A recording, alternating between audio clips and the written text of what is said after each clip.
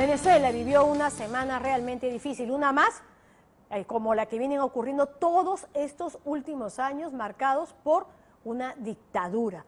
Esta semana, a través del Tribunal Supremo de Justicia, controlado por el chavismo-madurismo, se intentó anular las competencias de la Asamblea Nacional, es decir, del Congreso venezolano. La presión internacional, sin embargo, fue tan fuerte que hizo que Maduro terminara retrocediendo. Marco Vázquez y Walter Jiménez con el reportaje. Venezuela es una patria maravillosa. Ayer, saben ustedes, enfrentamos una situación compleja. Y yo puedo decir que en pocas horas, activando los mecanismos de la Constitución, fue superada exitosamente la controversia que surgió entre dos poderes. Ayer, Maduro dijo que lo que pasó en su país fue solo una controversia y juró que fue él quien echó para atrás al Tribunal Superior de Justicia en la disolución del Congreso venezolano. Actué rápido, sin dilación, sin demora, y ya en la madrugada de hoy, 1 de abril, habíamos superado absolutamente la controversia que había surgido. Con disolución del Congreso o sin ella, Venezuela sigue siendo la misma.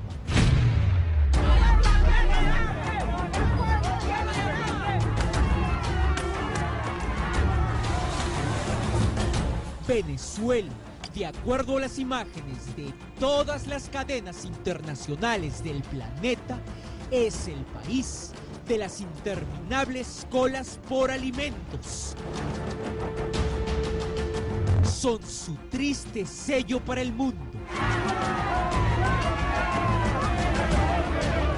Y peor, es el país de los saqueos, de las peleas por comer.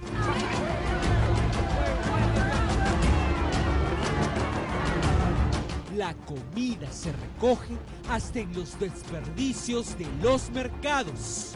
Los menores recogen los granos que caen de los camiones.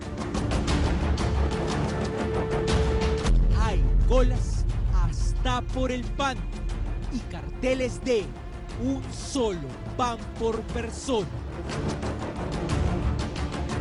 Hay peleas hasta para cruzar la frontera hacia Colombia y poder comprar la comida que no hay en Venezuela.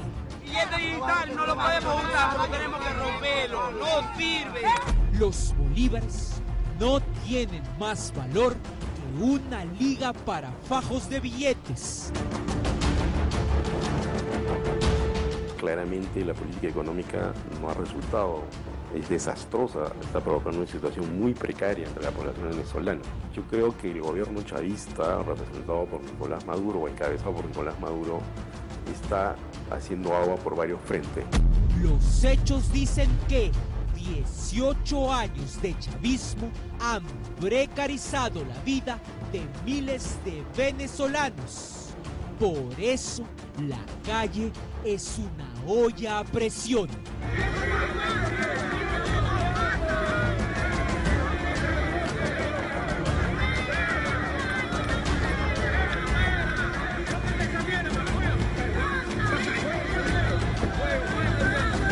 ¿Usted cómo califica a Venezuela? ¿Es una democracia fallida? ¿Es una dictadura? ¿Una dicta blanda? Para mí es una autocracia clarísima, ¿no? Y eso me parece el nombre más apropiado por una razón, ¿no? La autocracia es el gobierno que se concentra en una persona, pero el poder está demasiado concentrado en una persona y no se da un juego mínimo a las otras partes, a la oposición.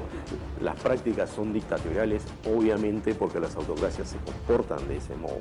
En esa tormenta feroz, política económica, social y perpetua, el capitán del barco se llama Nicolás Maduro.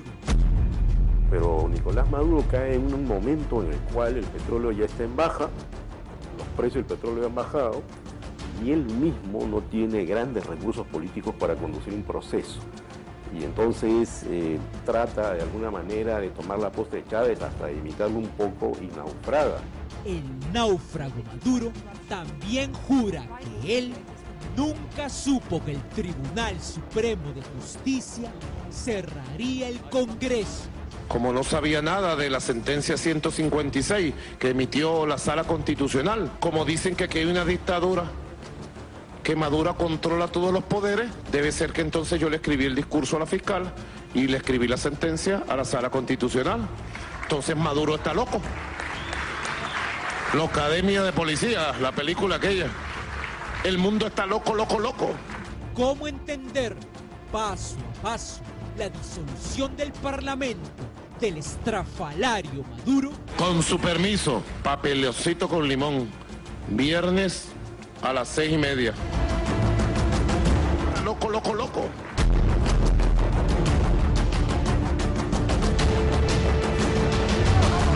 Hace 3 años, Panorama llegó a la última gran y lamentable convulsión social venezolana que dejó más de 40 muertos. No hay nada aquí en nuestro país y algún día caerás, Maduro, no te queremos, vete ya, estamos cansados de ti, no me da la gana de seguir apoyándote. Y no me da la gana, una dictadura igualita a la cubana.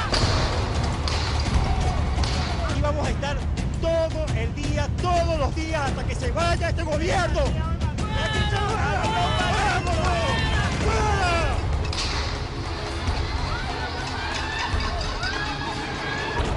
In situ comprobamos la inseguridad, las barricadas, la represión policial.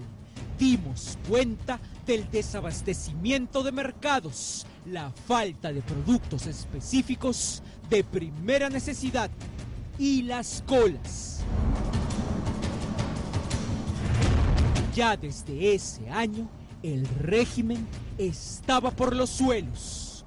El hambre y el bolsillo colapsaron al chavismo.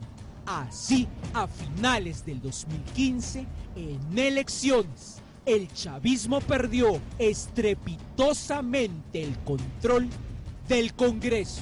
Cuando el 6 de diciembre del 2015, la oposición, agrupada en la Mesa de la Unidad Democrática, que son cerca de 20 grupos, gana las elecciones parlamentarias de una manera aplastante, 112 parlamentarios contra 55 el chavismo, se produce un enfrentamiento entre el Ejecutivo y el Legislativo que llega a tener niveles chirriantes, vamos a decirlo así, con pelea física incluso dentro del Parlamento.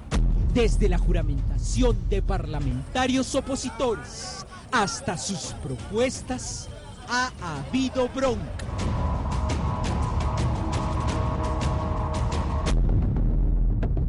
Maduro nunca aceptará un Congreso no controlado por él.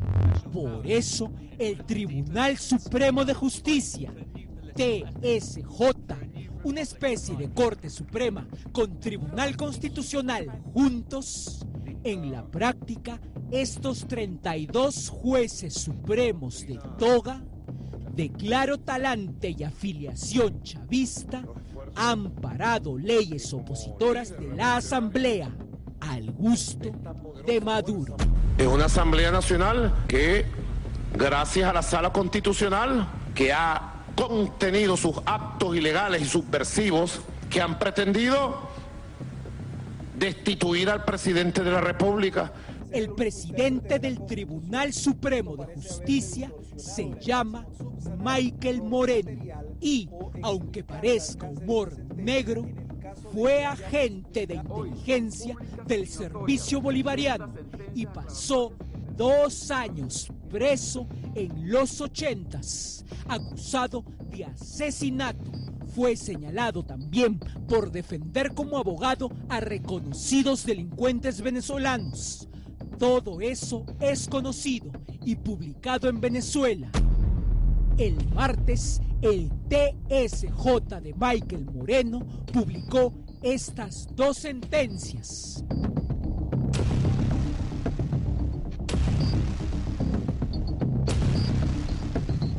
La número 155 y la número 156. La primera amenaza la inmunidad de los congresistas.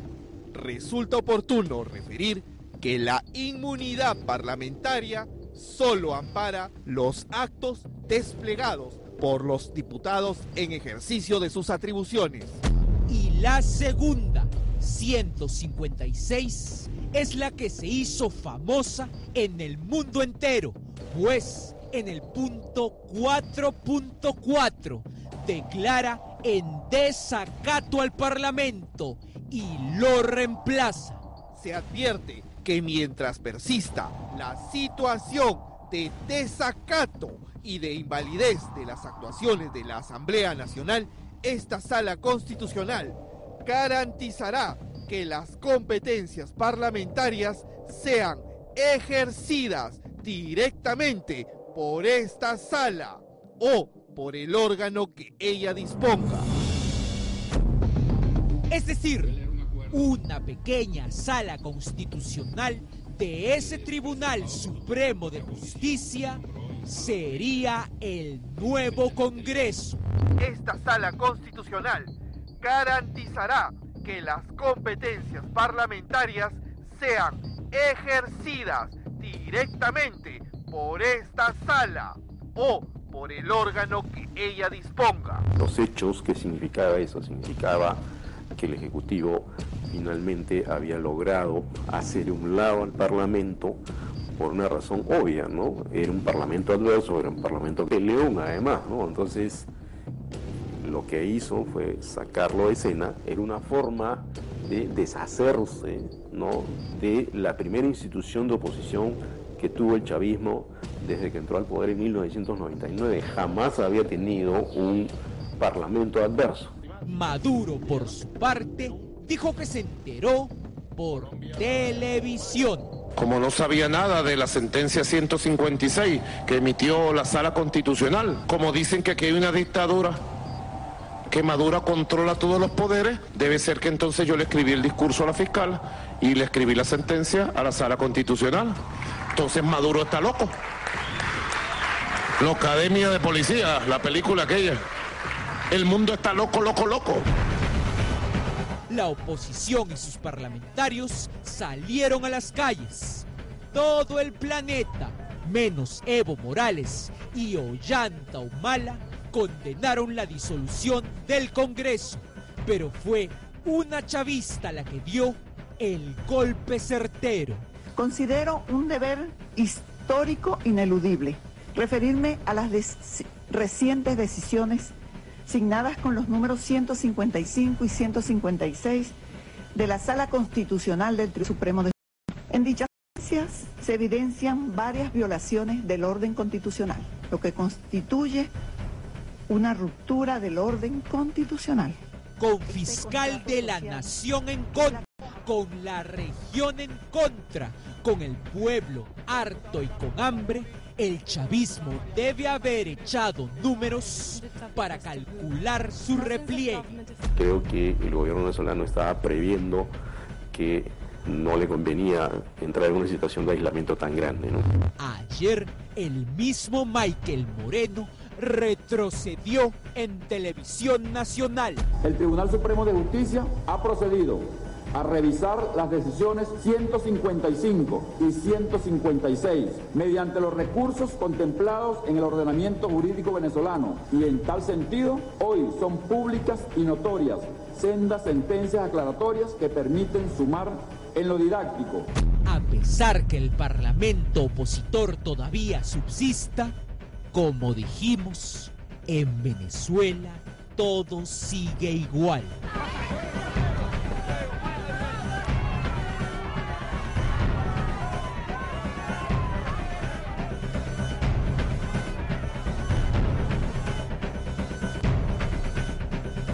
Chávez impuso su socialismo del siglo XXI con su caudillismo carismático y el petróleo por los cielos. Con ese viento a favor, incluso condujo a la debacle a Venezuela. Es que cuando se concentra demasiado poder en una persona, siempre el heredero es una persona opaca. ¿Por qué? Porque en vida el líder no quiso que nadie le haga sombra. Ahora, tomando la parte crítica más frontal, Maduro es súper opaco, me parece un tipo bastante limitado. ¿Usted comparte eso? Por supuesto, ¿no? Creo que si tú vas a Venezuela y hablas incluso con gente que simpatiza con el chavismo, te va a decir eso, ¿no? Además, el petróleo se viene abajo. Nicolás Maduro, con el petróleo por los suelos y su liderazgo pintoresco, parece que quisiera terminar de liquidarla.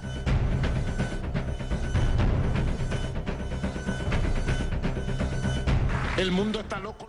Y ojalá más pronto que tarde Venezuela logre salir realmente de esta dificilísima situación.